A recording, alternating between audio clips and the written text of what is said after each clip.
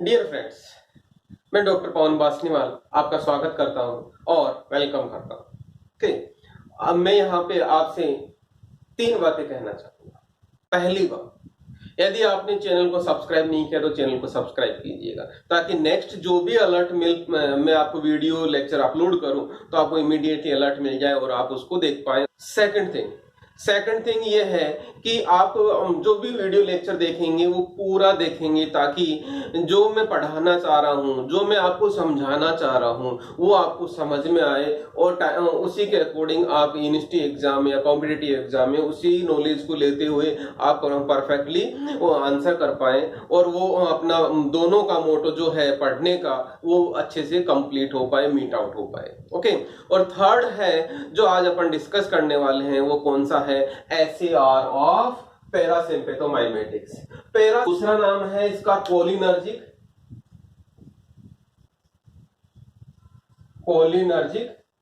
Agents. Okay, cholinergic agents means कौन सा drug काम करता है, एसिटाइल कोलिन काम करता है। यहीं पे मैं एक आपको चीज समझाना चाहूंगा, कोई भी ड्रग जाके रिसेप्टर पे बाइंड होता है, रिसेप्टर पे बाइंड होने के लिए उसका एक पर्टिकुलर शेप चाहिए होता है, पर्टिकुलर डिस्टेंस चाहिए होता है, particular type of functional group चाहिए होता है, उसी को लेते हुए हम एसएआर पढ़ रहे हैं। तो हम यहाँ पे एसिटाइल कोलिन प्रोटोटाइप ड्रग होता है, तो एसिटाइल कोलिन का यदि अपन स्ट्रक्चर बनाते हैं तो देख एसिटाइल कोलिन का स्ट्रक्चर बहुत इजी स्ट्रक्चर है और यहाँ पे नाइट्रोजन क्वाटरनरी कंडीशन में रहता है, नाइट्रोजन क्वाटरनरी कंडीशन में रहता है और एसिटाइल फॉर्म रहता है। देखेंगे इधर यहाँ पे मैं कहूंगा nitrogen is in quaternary form, okay, quaternary form, और इस पार्ट को हम बोलेंगे अमोनियम और ये वाला एथाइलिन ब्रिज और ये एसिटाइल ऑक्सी। कैसे कैसे इसको हम अमोनियम के नेक्स्ट वाले कार्बन को हम बोलेंगे यहाँ पे अल्फा कार्बन और इसके नेक्स्ट वाले कार्बन को हम बोलेंगे बीटा कार्बन। ओके, इसका नाम हो गया हमारा एसिटाइल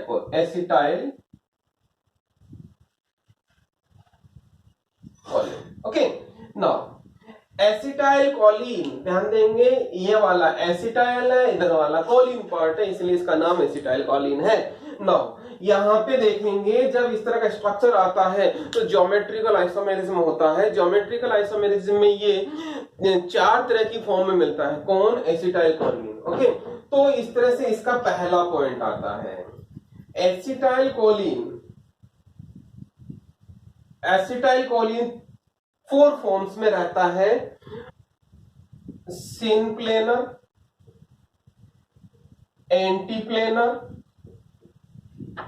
सिनक्लिनल एंड एंटीक्लिनल।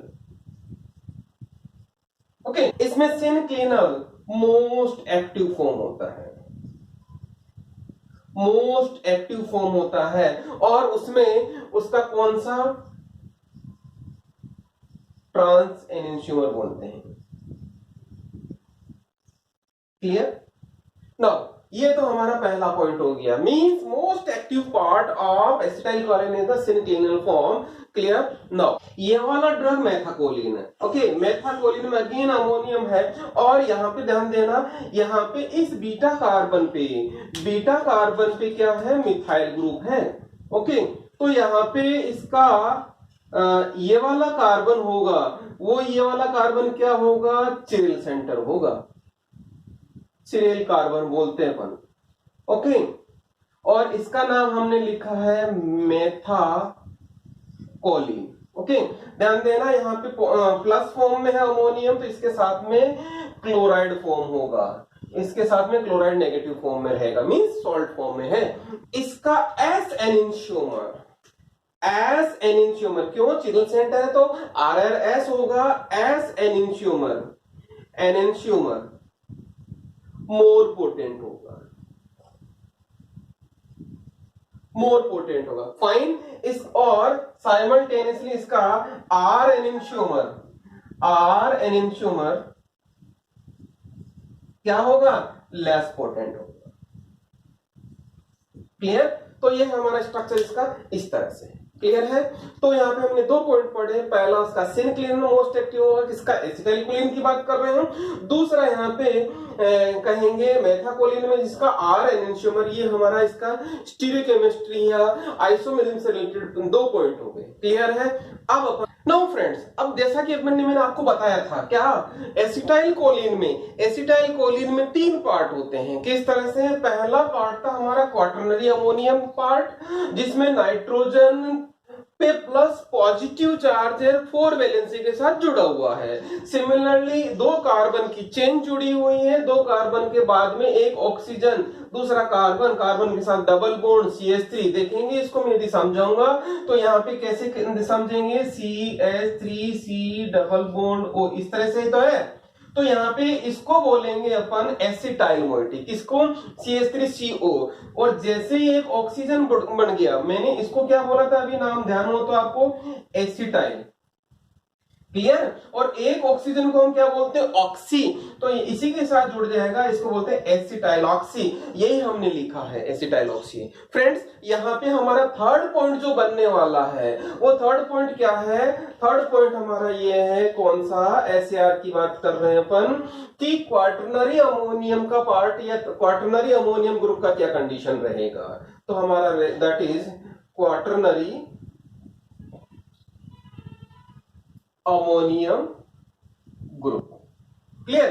कभी कभी क्वाटरनरी अमोनियम कुछ लोग क्या करते हैं, इसको ओनियम आयन भी बोला जाता है, ओनियम, ओके, ओनियम भी बोला जाता है। सिमिलरली इथाइलिन ब्रिज के लिए क्या बोला जाता है, कोलिन पार्ट भी बोला जाता है। ओके, तो डोंट गेट कंफ्यूज कि सर ने ये नहीं बताया, यहाँ पे ओनियम भी बोल दिया मैंने आपको और कोलिन भी बता दिया। ओके, तो हम यहाँ पे पहला पार्ट ये पढ़ने वाले हैं, दूसरा पार्ट इथाइलिन ब्रिज पढ़ने वाले हैं, तीसरा पार्ट हम एसिटाइल ऑक्सी ग्रुप पढ़ने वाले हैं। क्लियर है। तो जैसा कि हमने ज्योमेट्री से रिलेटेड 2 चीज पढ़ चुके थे, थर्ड पॉइंट हमारा कौन सा हो जाएगा, ये वाला। क्लियर है, क्वाटरनरी अमोनियम। तो इसका क्वाटरनरी अमोनियम का पहला पार्ट, क्वाटरनरी अमोनियम का पहला क्या हो गया कि quaternary ammonium part is essential for cholinergic activity. Okay, means यहाँ पे ध्यान देना कि पॉजिटिव चार्ज जरूरी है एक्टिविटी के लिए, रिसेप्टर पे बाइंड होने के लिए जरूरी है। यदि इस पे पॉजिटिव चार्ज नहीं होगा, मींस नाइट्रोजन क्वाटरनरी फॉर्म में नहीं होगा, तो एक्टिव नहीं होगा, असेंशियल होगा। Okay, means essential for activity for what, affinity देगा, मींस एफिनिटी फॉर रिसेप्टर के लिए की बात कर रहे हैं। क्लियर है मेरे ख्याल से। दूसरा point that is B point क्या है, लेकिन कुछ एक्सेप्शन भी है। एक्सेप्शन कौन कौन से हैं, एक्सेप्शन भी है। एक्सेप्शन कौन कौन से है, that is nicotine, pilocarpine. Okay, nicotine and pilocarpine, इसमें ये तो है निकोटीन, ओके, और हम इसको बोलते हैं पाइलोकार्पिन। फ्रेंड्स देखना, यहां पे इस नाइट्रोजन क्वाटरनरी फॉर्म में नहीं है, यहां पर भी नाइट्रोजन क्वाटरनरी फॉर्म में नहीं है, यहां पर भी नाइट्रोजन क्वाटरनरी फॉर्म में नहीं है, यहां पर भी नाइट्रोजन क्वाटरनरी फॉर्म में, बट दीज बोथ एक्सेप्शन है किसके, इस पहले वाले पॉइंट के। ओके, और they have maximum muscarinic effect. Okay, तो ये चीज ध्यान देने वाली है। पहला पॉइंट है हमारा क्वाटरनरी का, जिसमें एक्सेप्शन है pilocarpine and nicotine. Okay friend, कौन सा, अब क्वाटरनरी अमोनियम का third point that is C point की बात कर रहे हैं अपन। कौन देखना, इसमें नाइट्रोजन क्वाटरनरी फॉर्म में है। यदि इस क्वाटरनरी फॉर्म को हम 1 डिग्री का मतलब NH2 की बात कर रहे हैं, 2 डिग्री की बात कर रहे हैं मतलब NH की बात कर रहे हैं, 3 डिग्री का मतलब हो गया नाइट्रोजन टर्सरी फॉर्म में है।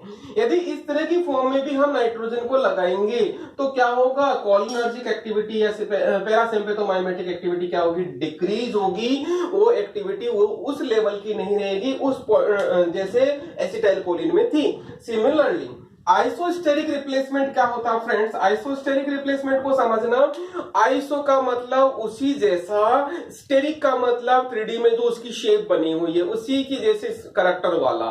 तो हम यहाँ पे नाइट्रोजन को हम फॉस्फोरस से, हम यहाँ पे आर्सेनिक से, हम यहाँ पे सल्फर से, रेस्पेक्टिव फॉस्फोनियम, आर्सेनोनियम एंड सल्फोनियम से यदि हम क्या करें, इसको रिप्लेस करें तो क्या होगा?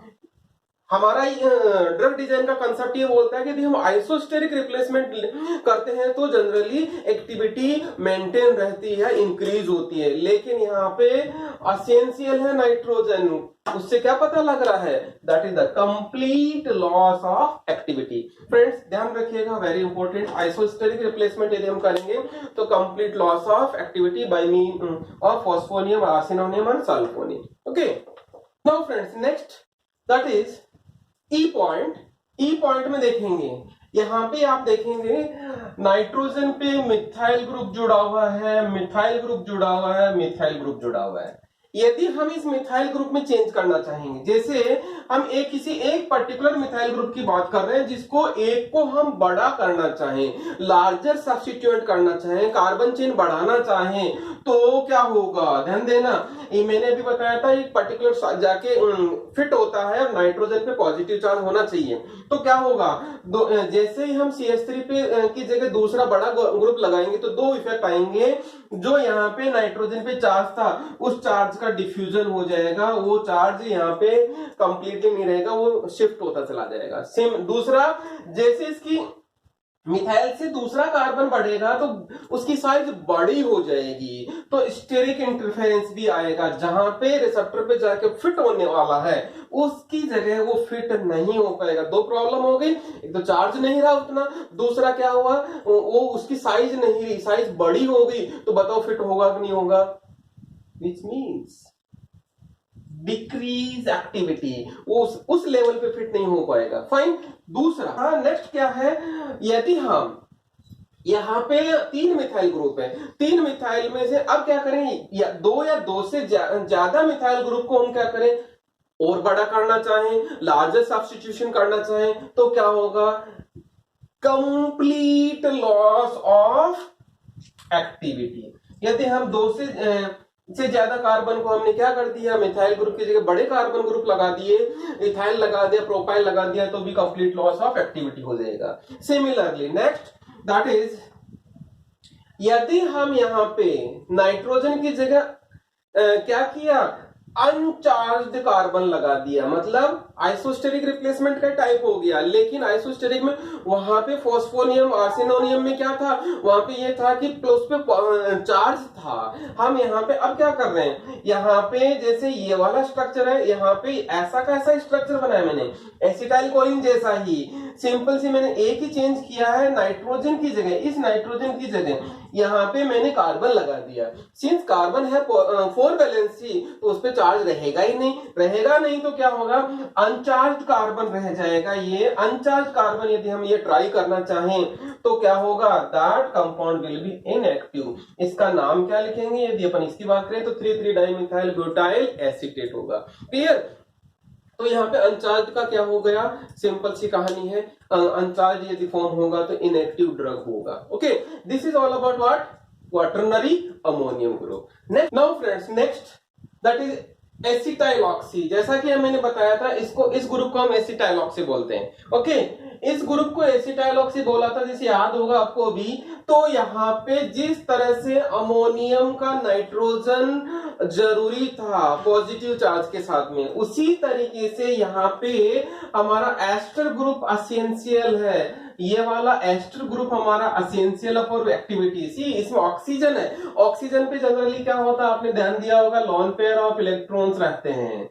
ओके, तो लॉन पेयर ऑफ इलेक्ट्रॉन क्या करते हैं, यहाँ पे हाइड्रोजन बॉन्ड बनाता है रिसेप्टर पे जाके, रिसेप्टर पे जाके हाइड्रोजन बॉन्ड बनाएगा तो कोलिनर्जिक एक्टिविटी आएगा। मीन सिमिलर सी बात है, ester group is essential for activity. Clear?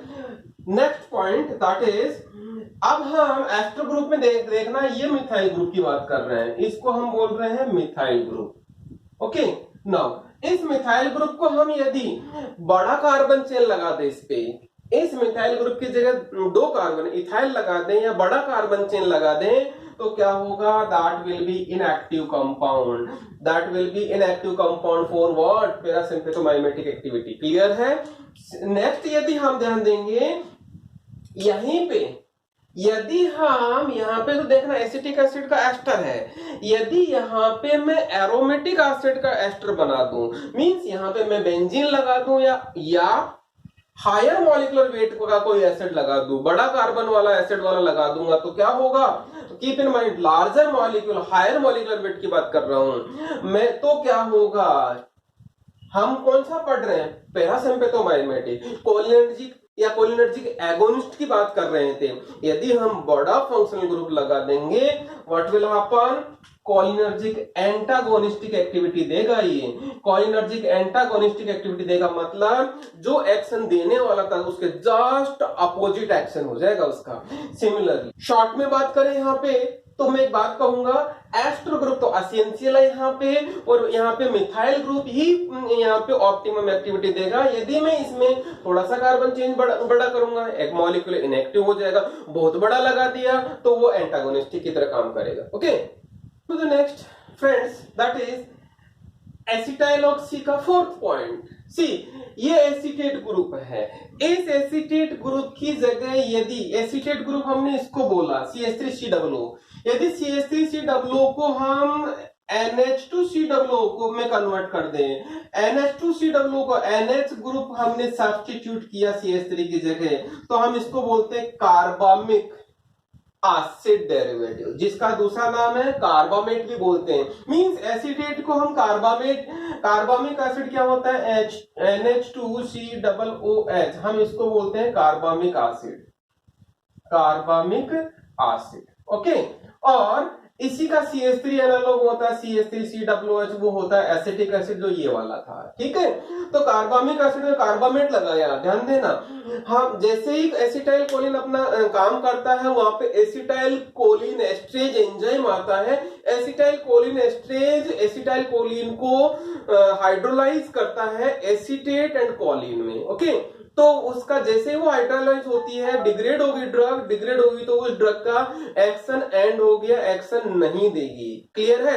Acetyl choline esterase एक एंजाइम है, यदि मैं एसिटाइल कोलिन एस्ट्रेज का आप ध्यान देंगे तो उसकी रिक्वायरमेंट क्या है कि एसिटाइल ग्रुप होना जरूरी है, मींस CH3COO ये वाला ग्रुप होना जरूरी है।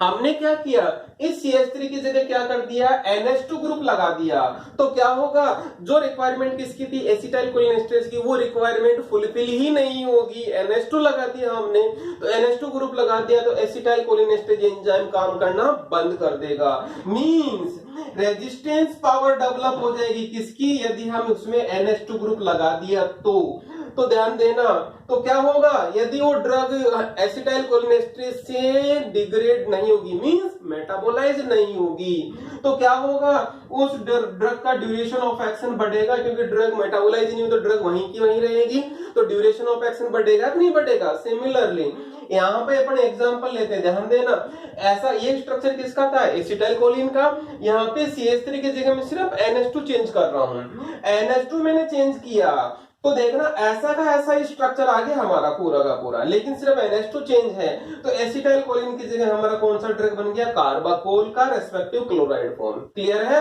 तो कार्बाकोल, इसका ड्यूरेशन ऑफ एक्शन ज्यादा होता है कंपैरेटिवली एसिटाइल कोलिन। क्यों? क्योंकि इस पे काम ही नहीं कर पाएगा एसिटाइल कोलिन एस्ट्रेज। क्यों? क्योंकि एसिटाइल कोलिन एस्ट्रेज की रिक्वायरमेंट क्या है, यहाँ पे CH3 होना जरूरी है, और हमने यहाँ पे NH2 लगा दिया, मींस उसको हमने बड़े आराम से वामू बना दिया। सिमिलरली यहाँ पे यदि मैं दूसरा एग्जांपल लेता हूं, मेथेनाकोल का कार्बामेट बनाता हूं, मेथेनाकोल को CH3 NH2 लगा दिया मैंने, ये मेथेनाकोल का स्ट्रक्चर था, यदि मैं यहाँ पे CH3 रहेगा, यहाँ पे NH2 लगाते इसका नाम हो गया मेथेनाकोल, वो भी क्या होगा, ड्यूरेशन ऑफ एक्शन इंक्रीज होगा, और एज वेल एज जैसे कि ये इससे तो ड्यूरेशन ऑफ एक्शन बढ़ गया, और यहाँ पे CH3 रहेगा तो क्या होगा, इसका मस्करनिक इफेक्ट बढ़ जाएगा। तो इसके दो इफेक्ट हो गए मेथेनोकोल के, एक तो मस्करनिक इफेक्ट बढ़ेगा और एक दूसरा ड्यूरेशन ऑफ एक्शन बढ़ेगा। क्लियर है फ्रेंड्स? जैसा कि हमने एसिटाइलऑक्सी तो कंप्लीट कर लिया, अब आता है हमारा इथाइलिन ब्रिज।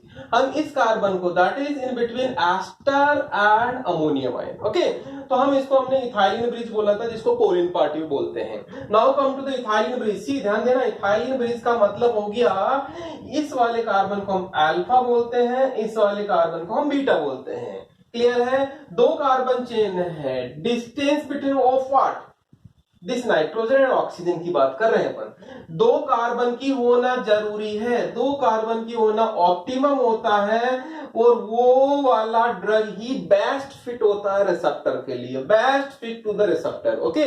तो इसी वो दो कार्बन किसके बीच में बोला मैंने आपको, एस्टर एंड अमोनियम की बात कर रहे हैं, एस्टर वाले ऑक्सीजन और अमोनियम की बात कर रहे हैं। क्लियर है? तो पहला पॉइंट तो हो गया, दो ही कार्बन होना चाहिए।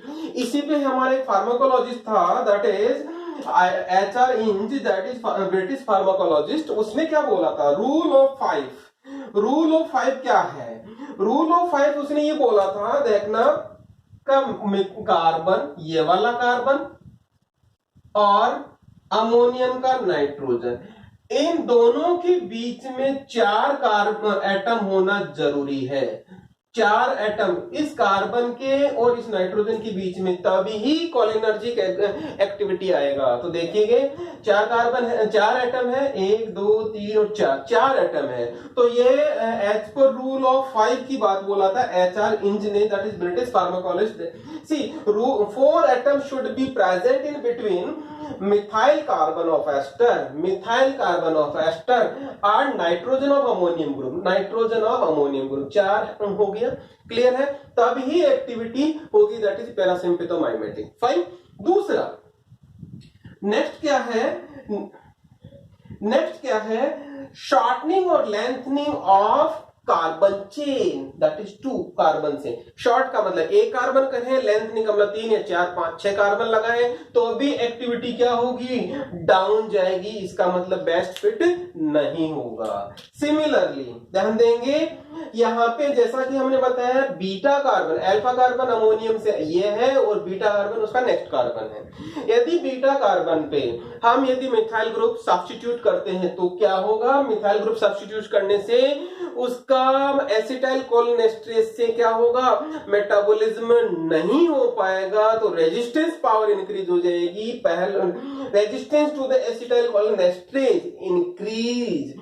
सिमिलरली मस्करनिक एक्टिविटी को भी इंक्रीज करता है। क्लियर है? मस्करनिक एक्टिविटी इंक्रीज होती है मींस बीटा कार्बन पे। इसके हमारे पास 2 एग्जांपल है, दैट इज मेथेनेकोल। मेथेनेकोल हमने क्या कर दिया, बीटा कार्बन पे यहाँ पे CH3 लगा दिया, तो ये हो गया हमारा मेथेनेकोल। किसका एनालॉग हो गया, ये एसिटाइल कोलिनेस्ट्रेज पे सिंपल सामने एक मिथाइल ग्रुप लगा दिया तो हमने मेथेनेकोल हो गया। क्लियर? यदि हमने ध्यान देना, यहाँ पे दूसरा आता है बेथेनेकोल। बेथेनेकोल में क्या कर दिया हमने, यहाँ पे इसमें हमने क्या कर दिया, CH3 की जगह हमने क्या कर दिया, NH2 ग्रुप लगा दिया, तो ये हमारा बेथेनेकोल हो गया। Both drugs have higher resistance towards acetyl cholinesterase. Clear है? ओके फ्रेंड्स, हमने एसीआर देखा पैरासिम्पथोमाइमेटिक एजेंट्स और कोलिनर्जिक एजेंट्स का, जिसमें हमारा एसिटाइल कोलिन हमारा एक प्रोटोटाइप ड्रग था, और एसिटाइल कोलिन में एक मैं रिवाइज तौर पे लेता हूं, तो ध्यान देना, एसिटाइल कोलिन का एक स्टीरियोकेमिस्ट्री पहला पॉइंट बताया था, और उसका दूसरे साल आपको मैंने बताया था मेथाकोलिन का किस तरह से रहता है, उसका एस एनेंशियोमर एक्टिव रहता है या आर एनेंशियोमर एक्टिव रहता है, वो हमने डिस्कस किया था। फिर हमने इसको इसका 3 पार्ट में डिवाइड किया, that quaternary ammonium, ethylene bridge और एसिटाइल ऑक्सी ग्रुप। ठीक है? क्वाटरनरी अमोनियम का सीधा सीधा बात है कि ये नाइट्रोजन क्वाटरनरी फॉर्म में ही होना चाहिए, और यदि इसको हमें प्राइमरी बनाता हूं, सेकेंडरी बनाता हूं या टर्सरी अमीनो ग्रुप बनाता हूं तो एक्टिविटी डिक्रीज होगा। यहाँ पे मिथाइल ग्रुप को मैं बड़ा करता हूं तो अगेन एक्टिविटी डिक्रीज होगा। 2 या 2 कार्बन से बड़ा कार्बन लगा देता हूं तो वो कंप्लीट लॉस ऑफ एक्टिविटी हो जाएगा। नाइट्रोजन को मैं आइसोस्टेरिक रिप्लेसमेंट करता हूं तो क्या होता है, वो एक्टिविटी डाउन जाएगा, लॉस ऑफ एक्टिविटी होगा। फिर उसके बाद में क्या था, यहाँ पे कार्बन लगा देता हूं, अनचार्ज्ड कार्बन लगाता हूं तो भी वो एक्टिविटी जीरो हो जाएगा, लॉस ऑफ एक्टिविटी होगा। क्लियर? इसका मतलब अल्टीमेटली नाइट्रोजन क्वाटरनरी फॉर्म में होना चाहिए। अपन ने देखा एसिटाइल ऑक्सी ग्रुप में ऑक्सीजन एसिटाइल ग्रुप होना एसेंशियल है क्योंकि वो हाइड्रोजन बॉन्ड बनाता है रिसेप्टर पे जाके। और उसके बाद में मिथाइल ग्रुप होना ही जरूरी है। मिथाइल ग्रुप पे हम बड़ा कार्बन लगाने की कोशिश करेंगे तो एक्टिविटी डाउन जाएगा। क्लियर? लेकिन यदि CH3 की जगह हम NH2 ग्रुप लगा देंगे तो वो क्या बन जाएगा, कार्बामेट डेरिवेटिव बन जाएगा। कार्बामेट डेरिवेटिव एसिटाइल कोलिनेस्ट्रेज से रेजिस्टेंस पावर इंक्रीज कर लेता है, इसीलिए क्या होता है, वो कार्बाकोल हमने एग्जांपल लिया था इसका, तो उसमें क्या था, वो that is more resistance toward the acetyl cholinesterase enzyme. Okay, फिर उसके बाद में यहाँ पे यदि मैं एरोमेटिक एसिड का डेरिवेटिव ले लेता हूं तो वो इंस्टेड ऑफ एगोनिस्टिक एक्टिविटी वो क्या करता है, एंटागोनिस्टिक एक्टिविटी ले लेता है। क्लियर? ये था हमारा इसका एसिटाइल ऑक्सी ग्रुप का। फिर उसके बाद में ध्यान देना, इसमें हमारा इथाइलिन ब्रिज आया जिसमें 2 कार्बन जरूरी है। 2 कार्बन बेस्ट फिट को होता है। बेस्ट फिट होने के साथ में ही यदि मैं इसका रूल ऑफ 5 की बात करता हूं तो यहाँ पे इस कार्बन और इस नाइट्रोजन के बीच में 4 एटम होना जरूरी है, that is the rule of 5। और उसमें भी यदि मैं आगे बात करता हूं शॉर्टनिंग और लेंथनिंग कार्बन होगी, carbon chain that is ethylene की बात कर रहा हूं, तो एक्टिविटी डिक्रीज होगा। एक्टिविटी डिक्रीज के बाद में यदि मैं बीटा कार्बन पे यहाँ पे सब्स्टिट्यूशन करता हूं मिथाइल ग्रुप का तो क्या होगा, मिथाइल ग्रुप का सब्स्टिट्यूशन होगा तो एसिटाइल कोलिनेस्ट्रेज एंजाइम के अगेंस्ट रेजिस्टेंस पावर इंक्रीज हो जाएगी और साथ में मस्कुलिनिक एक्शन इंक्रीज होगा। This is all about SAR of parasympathomimetic. Friends, मैं यहाँ पे आपको बहुत बहुत धन्यवाद देना चाहूंगा। आपने पूरा वीडियो लेक्चर देखा और पूरा वीडियो लेक्चर सुना, और इसमें कुछ भी आपको कंफ्यूजन लगे तो कमेंट बॉक्स में जरूर डालिएगा, मैं आपको प्रॉब्लम सॉल्व करूंगा। और इसमें कोई जो भी इंप्रूवमेंट चाहिए इस लेक्चर में तो नेक्स्ट उनके लिए आप प्लीज सजेशन दीजिए ताकि मैं नेक्स्ट वीडियो लेक्चर में आपको सजेशन को इनबिल्ट करते हुए नेक्स्ट वीडियो लेक्चर और अच्छे से प्रिपेयर करके आपको डिलीवर कर पाऊँ। फ्रेंड्स, बहुत बहुत धन्यवाद। यहीं पे यदि मैं आपको फिर से रिक्वेस्ट करूंगा, यदि आपने वीडियो लेक्चर उनको अच्छा लगा तो प्लीज अपने सब्सक्राइब कीजिए और अपने फ्रेंड सर्किल को सब्सक्राइब कीजिए। Thank you very much, have a nice day.